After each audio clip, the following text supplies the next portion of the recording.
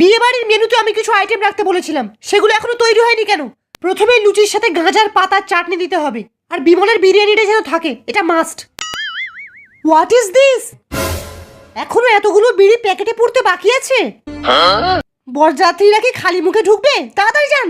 আর বরযাত্রীরা ঢুকতেই যেন তাদের গালে একটা করে বিড়ি পুড়ে দেওয়া হয়। ম্যাডাম। আরে মিস্টার বান্টু, আসুন।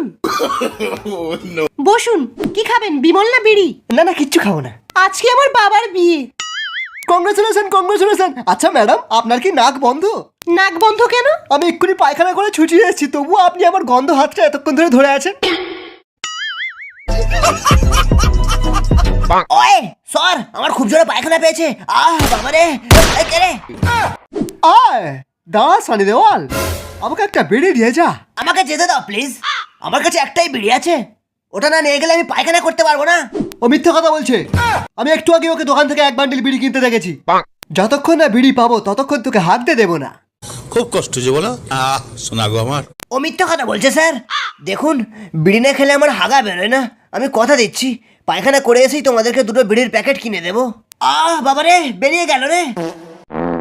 দাঁড়া, আমাকে বিড়ি দিয়ে যা। বাবারে, ওই একটা বিড়িকে দুয়াতখানা করে দে। দাঁড়া। বেরিয়ে গেল।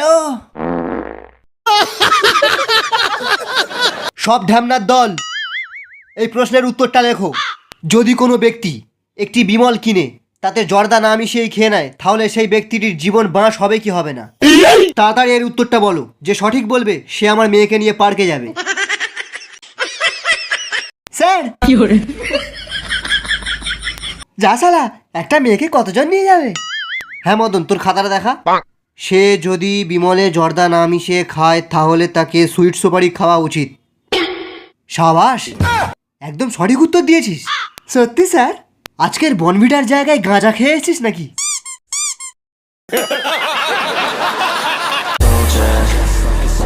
I keep on moving forward.